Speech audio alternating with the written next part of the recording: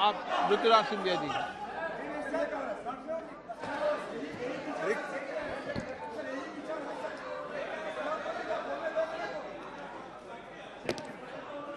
अध्यक्ष महोदय,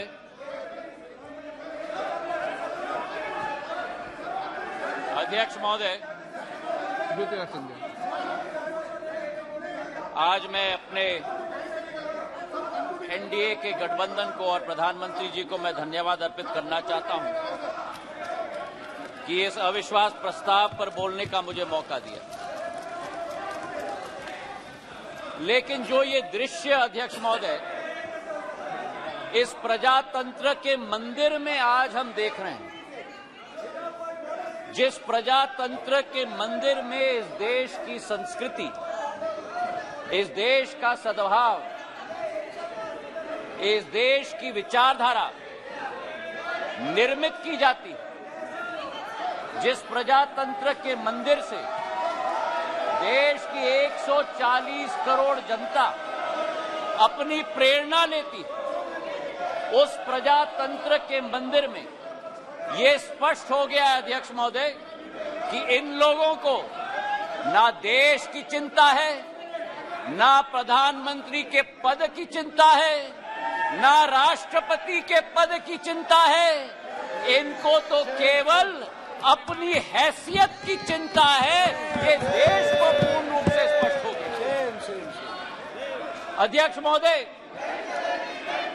मुझे 20 साल हो गए हैं इस संसद में, मेरा अपना सौभाग्य मैं मानता हूं, लेकिन ऐसा दृश्य में मैंने 2 दशक में नहीं देखा है कि जिस तरीके से देश के सर्वोच्च पद के व्यक्ति 140 करोड़ जनता के हृदय में स्थापित इस देश के प्रधानमंत्री के प्रति जो शब्दों का उपयोग विपक्ष के द्वारा किया गया है, मैं मानता हूं कि सदन के सामने नहीं लेकिन देश की जनता के सामने इन्हें माफी मांगनी चाहिए।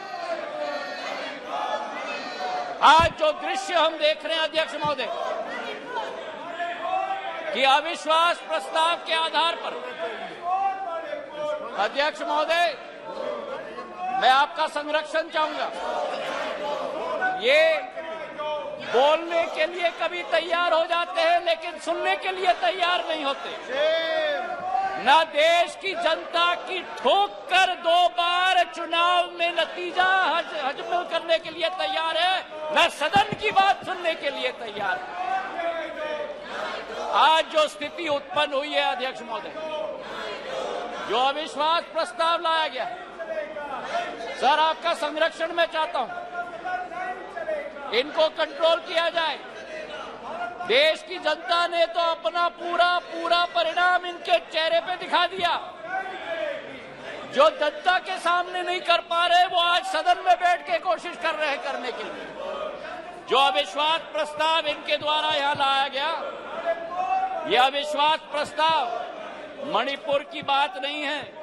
मिशन मणिपुर के आड़ में ये अपनी राजनीतिक रोटियां सेकने के लिए आज यहां उपस्थित हुए हैं। पिछले 2 दिन से मैं सुन रहा हूं अध्यक्ष महोदय, हम इनको भी बता दें कि अगर ये इनका वर्ताव रहा तो इनकी बात भी इस प्रजातंत्र के मंदिर में हम सुनने नहीं देंगे।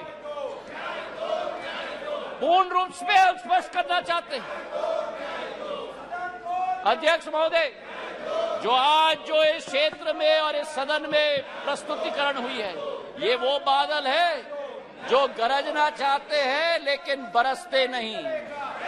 ये वो बादल है जो चर्चा में रहना चाहते हैं लेकिन चर्चा सुनना नहीं चाहते। अध्यक्ष महोदय, आज अध्यक्ष महोदय ये अविश्वास प्रस्ताव जो लाया गया है, सारे आवश्यक विमर्श एक तरफ रखे गए हैं और इनकी हट एक तरफ है। हमारे देश के प्रधानमंत्री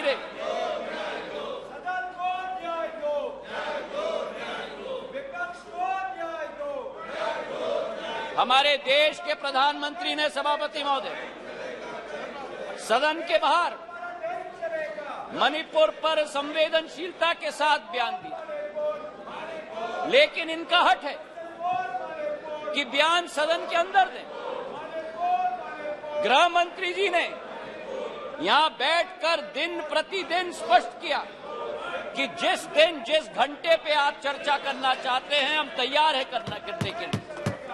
लेकिन 17 दिन इसी तरह ये सदन को इन्होंने चलने नहीं दिया, 17 दिन मजबूर करके स्थगित किया। और आज अध्यक्ष सभापति महोदय, मैं स्पष्ट करना चाहता हूं कि जो ये लोग मौन व्रत की बात करते हैं, मैं इनसे पूछना चाहता हूं 1993 में जब मणिपुर की जातीय हिंसा में 750 लोगों की जान गई थी, तब तत्कालीन प्रधानमंत्री नरसिम्हा राव जी ने सदन के अंदर मौन व्रत क्यों धारण किया था? इसका जवाब ये दें। और केवल सन 1993 में नहीं, लेकिन 2011 में जब मणिपुर में 123 दिन ब्लॉकेड चला, जातीय हिंसा चली, तब उस समय में भी तत्कालीन प्रधानमंत्री मनमोहन सिंह जी ने सदन के अंदर मौन व्रत क्यों धारण किया था? इसका उत्तर भी ये लोग दें। तो सभापति महोदय, मैं आपसे पूछना चाहता हूं कि ये अगर दोगली राजनीति नहीं है, ये अगर पॉलिटिक्स ऑफ कन्वीनियंस नहीं है, तो क्या है? मैं पूछना चाहता हूं। आज सभापति महोदय, लोकतांत्रिक व्यवस्था पर मैं इनको भाषण नहीं दूंगा, लेकिन जो इनकी अवसरवादी सोच है उसका पर्दाफाश पूरे देश के जनता के समक्ष में रखना चाहता हूं। ये जो समूह है I.N.D.I.A.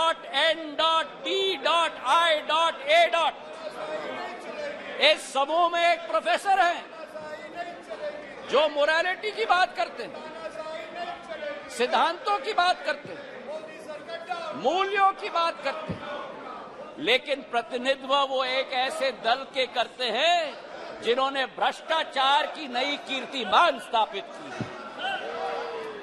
इस I.N.D.I.A. समूह में एक ऐसी समूह की नेत्री है जिस समूह की नेत्री सोचती है कि कश्मीर को भारत के साथ जोड़ना सबसे बड़ी भूल है। ये इनका असली चरित्र है। मुझे लगता है आप बहाना ढूंढ रहे हैं बाहर जाने का।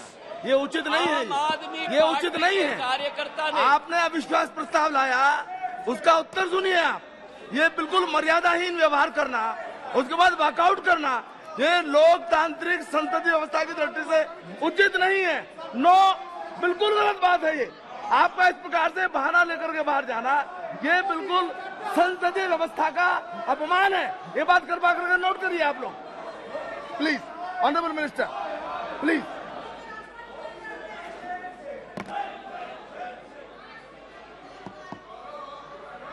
सभापति महोदय, देश की जनता ने इनको बाहर का दरवाजा दिखा दिया है। अब सदन से भी स्वयं बाहर जा रहे हैं।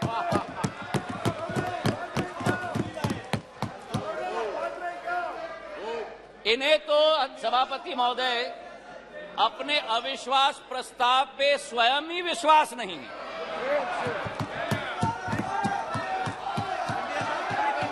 सुन लो, सुन लो, सुन लो, धैर्य रखो और सुन लो। इतने उत्तेजित मत हो। जो देश की जनता ने परिणाम दिया है वो स्वीकार करो। अब सभापति महोदय, इनके जो एक समूह है I.N.D.I.A. घमंडिया समूह, उस समय में समूह में आम आदमी पार्टी के कार्यकर्ता ने स्वयं यूपीए सरकार पर 2G और कोल स्कैम का PI लगवाया, और आज कांग्रेस का हाथ आपके साथ। ये स्थिति अंदर की बात। और वही स्थिति सभापति महोदय हमारे टीएमसी के साथी यहां बैठे हुए थे। जिस टीएमसी के बारे में अधीरदा रोज इस सदन में लपक लपक कर भ्रष्टाचार की बात करते थे, चिटफंड की बात करते थे, अपने संसदीय क्षेत्र में कार्यकर्ताओं की कत्लों की बात कर रहे थे, आज वही कांग्रेस पार्टी और वामपंथी दल हाथ में हाथ उस टीएमसी के साथ मिला रहे हैं। सभापति महोदय, तो ये इनकी असलियत है। और जो मैं कहना चाहता हूं सभापति महोदय कि अगर इन लोगों को अपने गठबंधन में एक दूसरे के विरोधी होकर भी सत्ता के लालच के साथ पूरे तरीके से कुनबे की तरह साथ में आ रहे हैं। आरजेडी और जेडीयू की बात करें, लालू प्रसाद यादव जी पर जो रोजगार का आरोप लगाया था, जमीन पर रोजगार का एक्ट का आरोप लगाया था, वो जेडीयू के वर्तमान के अध्यक्ष ने स्वयं सीबीआई को सबूत अपने हाथों से दिलवाया था और आज दोनों हाथ में हाथ मिलाकर चल रहे हैं। ये संविधान बचाने की बात करते हैं सभापति महोदय, ये क्या अपना ईमान पहले बचा पाएं, उसका उत्तर देश की जनता को दें। आज सभापति महोदय विचित्र स्थिति है। आगे ये नाटक कर रहे थे, आगे क्या नाटक करते हो? आपका स्वागत है, अंदर जाता है। बहुत बढ़िया ड्रामा कर रहे हैं। आपका स्वागत है। आज बड़ी विचित्र स्थिति है सभापति महोदय कि जिनके दिल नहीं मिलते वे दल मिल चुके, जिनके दिल नहीं मिलते वे दल मिल चुके हैं और जिनके इतिहास में वैचारिक या व्यवहारिक संबंध या सिद्धांतिक संबंध न हो, वो आज लोकसभा चुनाव के लिए एक साथ होकर लोकतंत्र बचाने की आवाज लेकर आज सदन में आए। जहां मणिपुर हिंसा की बात की गई सभापति महोदय, इस मणिपुर की घटना का इस्तेमाल या मैं कहूं दुरुपयोग करके अपना लॉन्च पैड बनाने की ये कोशिश कर रहे हैं। जो मणिपुर में घटना घट रही है ये निंदनीय है, घोर निंदनीय है। कोई भी भारतीय नागरिक इसका सपोर्ट नहीं कर सकता। हम सबके लिए ये घोर निंदनीय घटना है। लेकिन अध्यक्ष महोदय, सभापति महोदय, अगर भारत के इतिहास के काले पन्ने पलटें तो मैं पूछना चाहता हूं, सन 1964 के बंगाल के दंगे के समय में ये मौन क्यों थे? और अगर सन 1964 की हम बात न करें तो सन 84 के सिख दंगों के समय में जब 4000 हमारे सिख भाई बहनों को जिंदा जलाया गया था, तब ये मौन क्यों थे? मेरठ के सन 87 के दंगों के समय में ये मौन क्यों थे? और सन 1990 से 30 साल जो कश्मीर में 40,000 लोगों की मौत हुई और कश्मीर जल रहा था, तब ये मौन क्यों थे?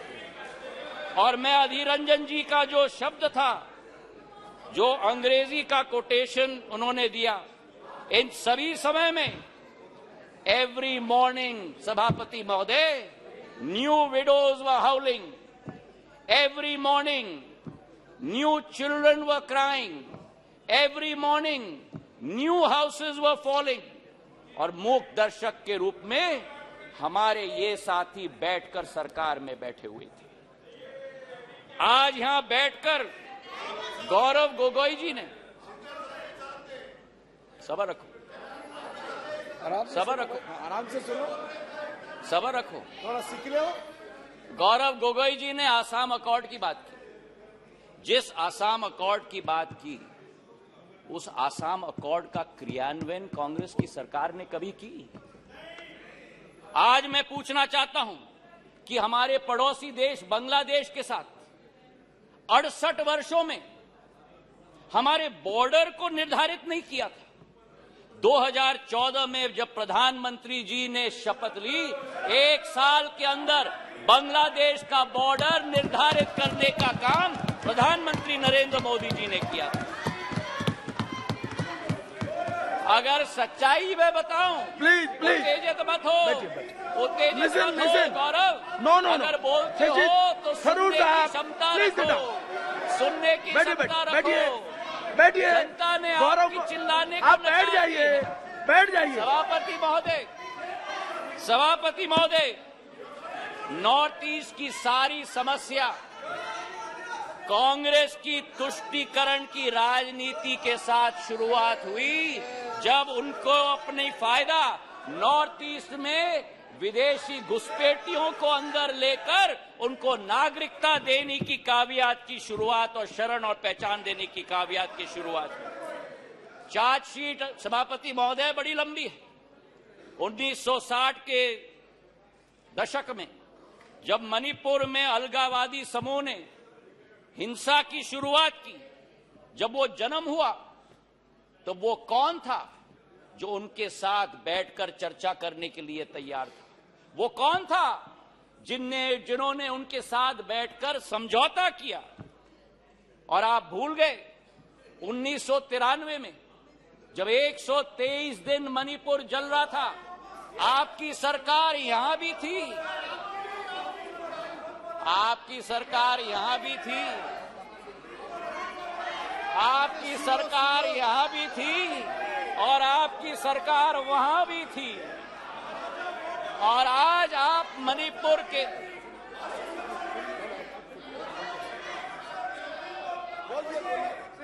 और आज सभापति महोदय अधीर दा उठकर कह रहे थे कि मणिपुर के सांसद क्यों नहीं बोले। उस समय मणिपुर का सांसद इस सदन में रोते रोते हुए उनका वक्तव्य क्या था इस संसद में मैं पूछना चाहता हूं। जब आपकी सरकार यहां भी थी और आपकी सरकार वहां भी थी, मणिपुर के सांसद ने इस संसद में 1993 में वक्तव्य दिया।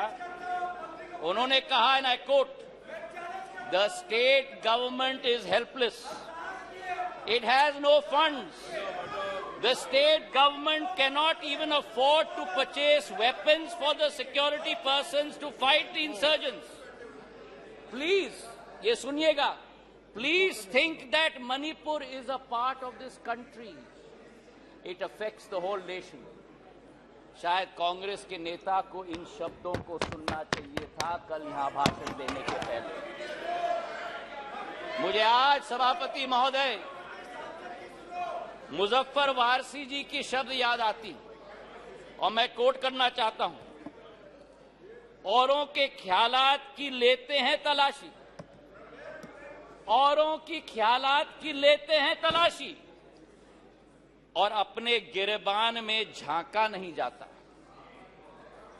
आज ये स्थिति उत्पन्न हो गई है। तथ्यों के आधार पर अगर हम बात करें, कल गृह मंत्री जी ने सदन में पूरा व्याख्यान दिया। इनके मंत्री संतरी न तंत्री एक बार भी मणिपुर गए। हमारे गृह मंत्री 3 दिन वहां रात दिन बिताए हैं। हमारे राज्य मंत्री ने 23 दिन, नित्यानंद राय जी ने मणिपुर में बैठकर स्थिति का जायजा लिया। आज राहत राशि वहां पहुंची है, अनाज पहुंचा है, वर्चुअल सिस्टम से स्कूल्स चल रही हैं, आर्मी की फोर्स पहुंची है, इवैक्यूएशन में हम मदद कर रहे हैं। जो भी हम लोग कोशिश कर रहे हैं, और आंकड़े की आप बात करते हो तो आंकड़े की पुष्टि करो। ये पिछले 9 साल मणिपुर में सबसे शांतिपूर्ण समय रहा है इंसर्जेंसी के दृष्टिकोण से। आपके 10 साल से 3 गुना कम इंसर्जेंसी हुई है और 6 गुना कम सिविलियन डेथ्स आज मणिपुर में हुआ है। सभापति महोदय, नॉर्थ ईस्ट की जब हम बात करते हैं, नॉर्थ ईस्ट की जब हम बात करते थे 1 दशक पहले, तो चित्र हमारे दिमाग में आता था। हिंसा का चित्र आता था, आतंक का चित्र आता था, अस्थिरता की चित्र आती थी। और उसके पीछे एक कारण है। उसके पीछे कारण यह है कि दशकों से जो सरकार रही थी उनकी सोच विचारधारा थी कि अगर बॉर्डर विलेजेस में और उत्तर पूर्वी क्षेत्र में अगर विकास किया तो वहां जागरूकता उत्पन्न होगी, इसलिए उन्हें विकास से वंचित रखा जाए। हमारे प्रधानमंत्री ने 2015 में देश के प्रधानमंत्री ने पहला कदम लिया। जो भी हिंसक संगठन थे मणिपुर के, उनके विरुद्ध सर्जिकल स्ट्राइक करके म्यांमार तक खदेड़ के भेज दिया था सभापति महोदय।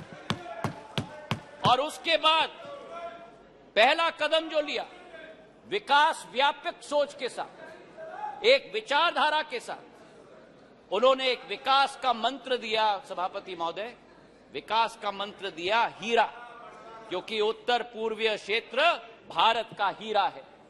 हीरा मतलब हाईवे, हीरा मतलब इंटरनेट, हीरा मतलब रेलवेज, हीरा मतलब एविएशन। और जिस उत्तर पूर्वी क्षेत्र में केवल 2500 करोड़ का रेलवे बजट होता था, आज 10,000 करोड़ रुपए का रेलवे बजट है। सभापति महोदय, आपको आश्चर्य होगा कि मेघालय जैसे राज्य को 100 साल इंतजार करना पड़ा जब तक प्रधानमंत्री नरेंद्र मोदी जी नहीं बने कि मेघालय को अपने 100 साल में पहला स्टेशन मिला जब बीजेपी और एनडीए की सरकार बनी। नागालैंड को 100 साल बाद शोकुवी में एक रेलवे स्टेशन, दूसरा रेलवे स्टेशन मिला। और इसी के साथ साथ जब यूपीए की सरकार थी, उस समय सड़क की प्रगति और विकास, गडकरी साहब यहां बैठे हुए हैं, 1.5 किलोमीटर प्रतिदिन की कछुआ चाल के आधार पर चलती थी। प्रधानमंत्री नरेंद्र मोदी जी और गडकरी जी की जोड़ी ने आज उत्तर पूर्वी राज्य में 3.5 किलोमीटर प्रतिदिन की रफ्तार से आज सड़क बनाने का काम किया। हाईवेज और ब्रिजेस की जाल बनी। किरेन रिजिजू के साथ मेरा प्रवास वहां हुआ है। हमने दोनों देखा है कि भारत में अगर पानी पर सबसे लंबा पुल बना है, तो अगर कहीं बना है तो ढोला सदय ब्रिज ब्रह्मपुत्र पर हमारे असम के राज्य में बना हुआ है। और उसी के साथ किसी ने कभी कल्पना नहीं की थी उत्तर पूर्वी राज्यों के बारे में, पर उत्तर पूर्वी राज्यों को विश्व के साथ जोड़ने का अगर संकल्प किसी का रहा, तो भारत को म्यांमार और थाईलैंड के साथ सुपर हाईवे बनाने का काम प्रधानमंत्री नरेंद्र मोदी जी का रहा। मुझे तो आश्चर्य हुआ सभापति महोदय कि इनके अरुणाचल प्रदेश और सिक्किम, हमारा भी है पर मेरे साथी हैं, अरुणाचल प्रदेश के हमारे वहां के भी सांसद मेरे साथी, पर अरुणाचल प्रदेश और सिक्किम, 2 उत्तर पूर्वी राज्यों में आजादी के 67 वर्ष बाद भी एक भी एयरपोर्ट नहीं। 9 सालों में अरुणाचल में एक नहीं लेकिन 3 एयरपोर्ट, तेजू, पासीघाट और होलोंगी बनी है, और सिक्किम में पाक्योंग। जिस अरुणाचल प्रदेश में केवल 9 हवाई अड्डे थे, आज उस अरुणाचल प्रदेश में सभापति महोदय 17 हवाई अड्डे हैं। 17 हवाई अड्डे। जो 7 सिस्टर्स कहलाती थी, उस समय में ये 7 निग्लेक्टेड सिस्टर्स थी। लेकिन प्रधानमंत्री जी के आने के बाद आज उत्तर पूर्व में प्रधानमंत्री जी के पूर्वोदय के मंत्र के साथ विकास का एक नया उदय पूर्वोदय में हो रहा है। मुझे दुख भी हुआ सभापति महोदय, और मुझे आश्चर्य भी हुआ। हमारी कोशिश रहती है कि इस संसद में कभी भी व्यक्तिगत आक्षेप, हम एक दूसरे के साथ सहमत न हो, हम एक दूसरे की नीतियों पर, हमारी नीयत पर कटाक्ष जरूर करें, पर व्यक्तिगत आरोप कभी नहीं होना चाहिए। और जो आरोप इस हाउस में किया गया कल सभापति महोदय, मुझे आश्चर्य भी हुआ और दुख भी हुआ जब राहुल गांधी जी ने सदन में कहा कि प्रधानमंत्री के लिए मणिपुर हिंदुस्तान का भाग नहीं। मैं बताना चाहता हूं आपको सभापति महोदय कि जिस प्रधानमंत्री ने उत्तर पूर्वी राज्य को विश्व के साथ जोड़ा है, जिस प्रधानमंत्री का उत्तर पूर्वी क्षेत्र के साथ दिल का रिश्ता है, जिस प्रधानमंत्री ने भारत के दुश्मनों को उत्तर पूर्वी राज्य से खदेड़ खदेड़ कर बाहर कर दिया हो, जिस प्रधानमंत्री के रोम रोम में भारत माता बसती हो, जिस प्रधानमंत्री ने भारत कश्मीर को भारत के अभिन्न अंग बनाने के लिए अनुच्छेद 370 रद्द किया हो, श्यामा प्रसाद मुखर्जी के सपने को एक विधान, एक प्रधान और एक निशान को साबित किया हो। मैं बताना चाहता हूं विपक्ष को, सभापति महोदय, कि भारत को अलग अलग टुकड़ों में देखने की विचारधारा आपकी है, हमारी नहीं। हमारे सभापति महोदय, बैठो बैठो बैठो, आराम से बैठो। आपने ही चेंज कराया मुझे, कान खोल के सुन लो, सत्य सुन लो, आपने ही चेंज कराया। जिस अब मेरा मुंह मत खुलवाना। सभापति महोदय, जिस अविश्वास प्रस्ताव को ये लेके आए, इसका सत्य देश की जनता के समक्ष होनी चाहिए। जिस तरह से एक एक वर्ग का विश्वास तोड़ा गया है और जिस तरीके से प्रधानमंत्री जी ने एक एक वर्ग का अविश्वास को विश्वास में परिवर्तित किया है, वो सत्य आज इस सदन के द्वारा देश की जनता के समक्ष जानी चाहिए। किसान, सभापति महोदय, इस देश की रीढ़ की हड्डी, 60% आबादी हमारी कृषि प्रधान राष्ट्र है, लेकिन अगर किसान का पीठ तोड़ने वाला कोई कालखंड रहा तो 2014 के पहले रहा। आज हमारा किसान को समर्थन मूल्य पर्याप्त मात्रा में मिल रहा है, उसकी खरीदगी पर्याप्त मात्रा में हो रही है। आज हमारे किसान कितने उत्तेजित हो रहे हैं। सभापति महोदय, खुजली बहुत आती है, खुजली बहुत आती है, खुजली बहुत आती है। आज हमारे किसान को, सभापति महोदय, धान की खरीदी में 90% वृद्धि हुई है, गेहूं की खरीदी में 75% वृद्धि हुई है। नरेंद्र सिंह जी यहां बैठे हुए हैं। हमारे समर्थन मूल्य की हम बात करें, 2014-15 में धान की एमएसपी 1360 थी, आज धान की एमएसपी 2183 है, 60% की वृद्धि हुई है।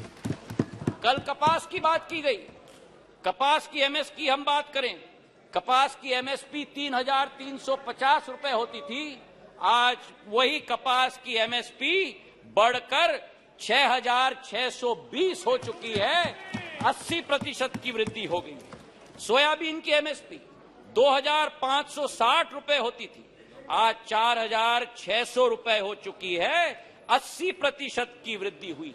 तो जहां हमारे देश का किसान, हमारे देश का अन्नदाता समृद्ध हो चुका है, उसी के साथ साथ किसान के लिए जो सीमांत हमारा कृषक है, 80% हमारा कृषक आज भी सीमांत कृषक है, उसके लिए एक सुरक्षा कवच के रूप में किसान सम्मान निधि के जरिए 6000 रुपया प्रति वर्ष 11.5 किसानों के खातों में 2,40,000 करोड़ रुपए प्रधानमंत्री ने पहुंचाने का कार्य किया। यही अंतर है तुष्टीकरण और संतुष्टीकरण के बीच में, सभापति महोदय। और इसी में मैं बताना चाहता हूं, मध्य प्रदेश में भारतीय जनता पार्टी की शिवराज सिंह जी की सरकार ने इस 6000 रुपए में 6000 रुपए अतिरिक्त मिलाकर 12,000 रुपया प्रति साल 80 लाख किसानों के खाते में डालने का कार्य किया। हमारे देश के पूर्व प्रधानमंत्री अटल बिहारी वाजपेयी जी का एक सपना था, उनका एक सपना था कि इंटरलिंकिंग ऑफ रिवर्स होना चाहिए, और आज उनके सपने को अगर साकार किया है तो प्रधानमंत्री नरेंद्र मोदी जी ने Ken Betwa interlinking of reverse के आधार पर किया। 42,000 करोड़ रुपए की योजना, उत्तर प्रदेश और मध्य प्रदेश के 13 जिलों को मिलाकर 60 लाख लोग प्रभावित होंगे। ये वो बुंदेलखंड क्षेत्र है जिसने अपने इतिहास में सूखी माटी के अलावा कुछ नसीब नहीं किया था, अध्यक्ष सभापति महोदय, आज वहां 11 लाख हेक्टेयर की सिंचाई होगी, 105 मेगावाट की ऊर्जा का सर्जन होगा। और उसी के साथ इस परिवर्तन के स्केल पे भी मैं बात करना चाहता हूं। ये परिवर्तन का स्केल आजादी से 2003 तक 56 साल कांग्रेस की सरकार रही, 56 साल 7.5 लाख हेक्टेयर की सिंचाई हुई थी। और 20 वर्ष में 2003 से 2023 तक 20 वर्ष में 45 लाख हेक्टेयर की जमीन की सिंचाई हुई है, 6 गुना। और जहां अब फिर उत्तेजित हो गए, और जहां 56 वर्ष में 7.5 लाख हेक्टेयर की सिंचाई की योजना दी, वहां प्रधानमंत्री नरेंद्र मोदी जी की सरकार ने एक योजना में 10.5 लाख हेक्टेयर की सिंचाई की योजना दिलवाई। ये इसी बात का उदाहरण है सभापति महोदय कि डबल इंजन यानी डबल विजन। तुष्टीकरण से किसान का भला नहीं होता, बल्कि संतुष्टीकरण से ही किसान का भला होता है। गरीबों की अगर हम बात करें हमारे सभापति महोदय, योजनाबद्ध तरीके से गरीबों को बैंक के अकाउंट से अलग रखा गया। हमारे देश के पूर्व प्रधानमंत्री ने कहा कि जब 1 रुपया भेजा जाता है केवल 15 पैसे खाते में पहुंचता, मतलब 85 पैसे बिचौलियों की दुकान के आधार पर जाते। आज हमारे प्रधानमंत्री के द्वारा, नरेंद्र मोदी जी के द्वारा 50 करोड़ जन धन अकाउंट स्थापित करके 25 लाख करोड़ रुपए गरीबों के खाते में डालने का कार्य किया गया है सभापति महोदय। हमारे गैस के कनेक्शन उज्ज्वला महिलाओं के लिए, हमारे घरों के 3.5 करोड़, हमारे क्षेत्र, हमारे देश की जनता को उत्पन्न करने के लिए हमारे प्रधानमंत्री जी की सोच है। अर्थव्यवस्था की बात हमारे वित्त मंत्री जी ने किया। मैं एक बात उनकी बात में जोड़ना चाहता हूं। स्कैम्स की लंबी लिस्ट कल गृह मंत्री जी ने पढ़ी थी। कोल का स्कैम हुआ, 2G का स्कैम हुआ, अनेक स्कैम हुए। और आज मैं बोलना चाहता हूं कि जिस राह पर इंडिया नहीं लेकिन भारत चल रहा है प्रधानमंत्री जी के नेतृत्व में, जहां कोई निजी हित नहीं होगी, केवल राष्ट्र हित होगी, उसी संकल्प के साथ हम लोग आगे चल रहे हैं। 9 साल में सभापति महोदय हम लोग 10 नंबर आर्थिक व्यवस्था के रूप से आज 5 नंबर तक पहुंचे जी। ये एक बहुत बड़ी उपलब्धि है। लेकिन आज मुझे आश्चर्य है जब कहा जाता है कांग्रेस के एक नेता के द्वारा कि इस क्षेत्र में ओवर कॉन्फिडेंस देखिए। कांग्रेस के नेता बयान देते हैं कि सरकार चाहे किसी के भी हो, लेकिन भारत को तीसरी सबसे बड़ी अर्थव्यवस्था बनना तो अरिथमेटिक इनएविटेबिलिटी है। तो ये इनएविटेबिलिटी की गारंटी आपने 9 साल पहले क्यों नहीं दी? कांग्रेस की सरकार के समय आजादी से आज तक 67 वर्षों में हम लोग केवल 12 नंबर से 10 नंबर पर पहुंचे, और जब 9 साल में 10 नंबर से हम 5 पर पहुंच जाएं तो अरिथमेटिक इनएविटेबिलिटी बन जाती है। ये दोगली नीति कहां से हुई? और आज हमारे दोस्त अमोल कोले जी ने पर कैपिटा इनकम की बात उठाई। मुझे खुशी है उन्होंने उठाई। आपको आश्चर्य होगा सभापति महोदय ये सुनते हुए कि भारत 67 सालों में भी सब साउथ अफ्रीका की पर कैपिटा इनकम को हमने पार नहीं किया जब इनकी सरकार होती थी। 9 साल में पर कैपिटा इनकम आज डबल हो चुका है सभापति महोदय। हमारी सोच और विचारधारा, बैंकिंग सेक्टर की हम बात करें, बैंकिंग सेक्टर देश की रीढ़ की हड्डी होती है, और लोन्स तो इनके समय में बच्चों का खेल हो गया था। एक कहावत थी कि फोन पर लोन, ये स्थिति हो गई थी। 5.5 लाख करोड़ से ज्यादा एनपीए का पहाड़ छोड़ के गए थे। आज उसकी सफाई अरुण जेटली जी ने और निर्मला सीतारमण जी ने करके देश को आगे बढ़ने के लिए कैपेक्स की एक नई रचना की शुरुआत की।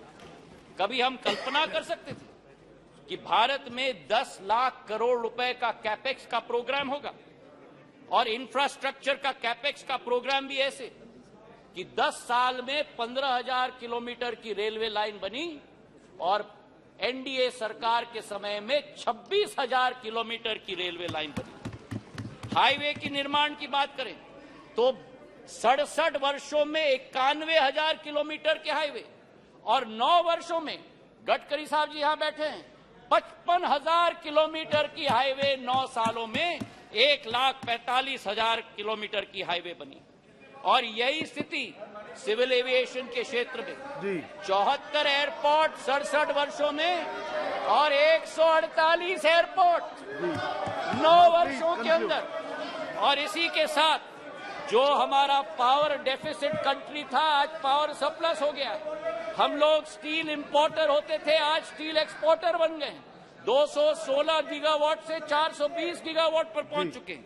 कोल के मामले में 565 बिलियन टन से 900 मिलियन टन और इस वर्ष 1 बिलियन टन का उत्पादन देश करेगा कोल का।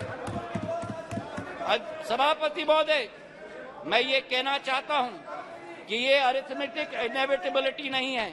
आज भारत जो 2014 में 5 मिनट और 2014 में दूसरे देशों पर निर्भर होता था, प्रधानमंत्री जी ने आत्मनिर्भरता का सिग्नल दिया।